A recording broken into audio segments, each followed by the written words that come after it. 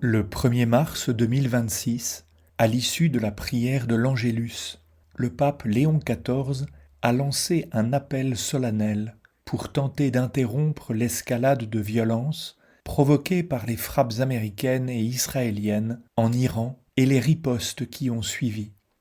Il a exprimé sa profonde inquiétude devant la situation au Moyen-Orient, parlant d'heures dramatiques, et a clairement averti que ni la stabilité ni la paix ne peuvent se construire à coups de menaces réciproques et d'armes semant la destruction, la douleur et la mort.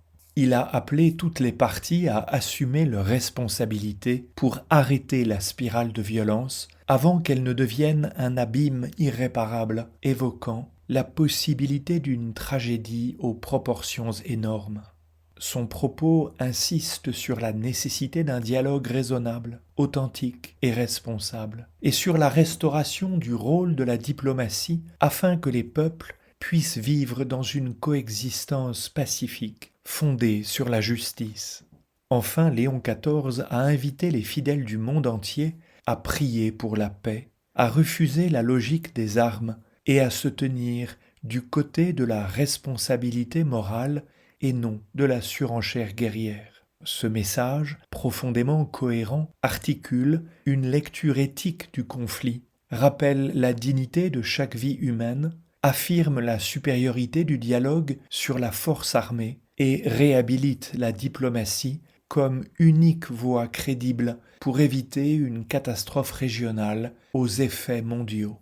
Mais précisément parce qu'il est mesuré, argumenté et tourné vers la paix, ce discours devient presque inaudible dans le système médiatique actuel, dominé par les chaînes d'information continues et les réseaux sociaux d'actualité.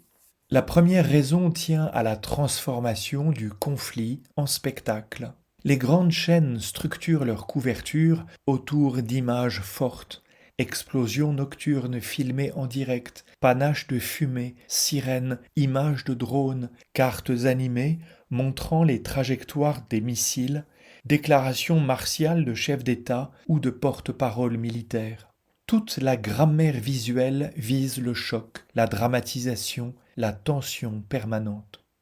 Dans un tel cadre, un appel au dialogue sans images spectaculaires, quelques phrases prononcées depuis une fenêtre du palais apostolique, un ton calme, ne pèse pas grand-chose face au déferlement de séquences impressionnantes. Le critère implicite devient ce qui se voit et sidère a de la valeur. Ce qui demande du temps d'écoute et de la réflexion passe au second plan.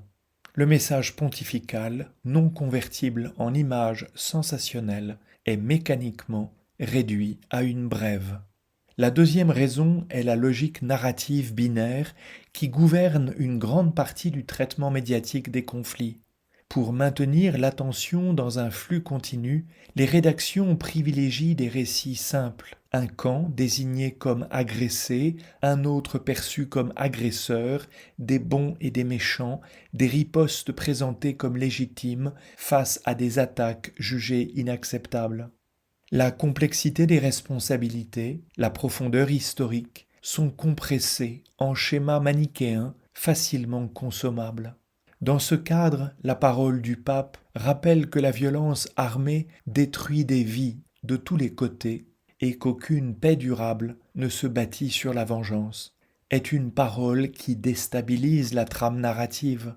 Elle ne s'insère dans aucun camp et conteste la logique même qui alimente la dramaturgie médiatique. La troisième raison pour laquelle la parole du pape est inaudible tient à la tyrannie de l'immédiateté et de l'émotion brute.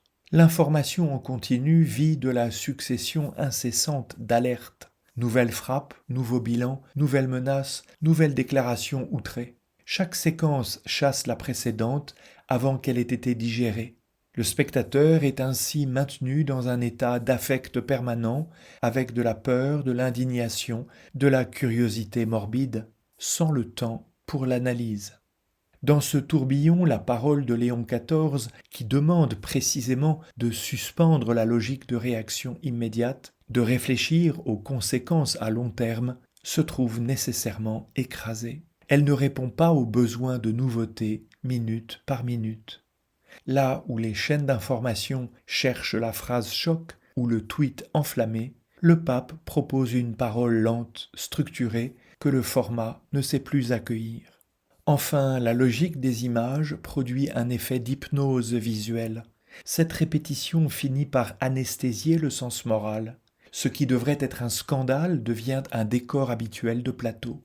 La guerre est perçue comme une saison de plus dans la série des crises globales, avec ses épisodes, ses rebondissements, ses personnages.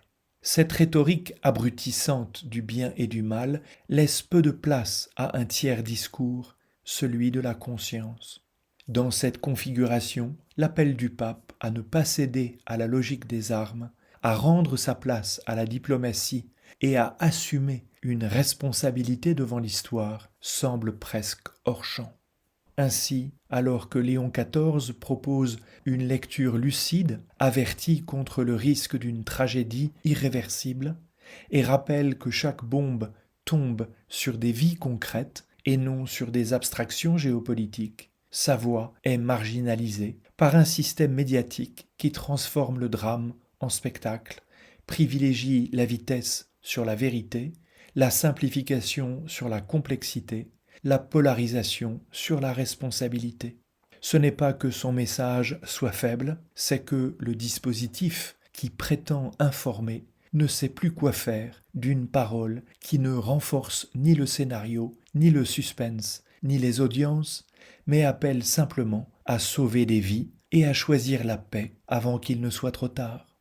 Ainsi demeure posée la question essentielle de la manière de communiquer pour un pape dans ce contexte médiatique.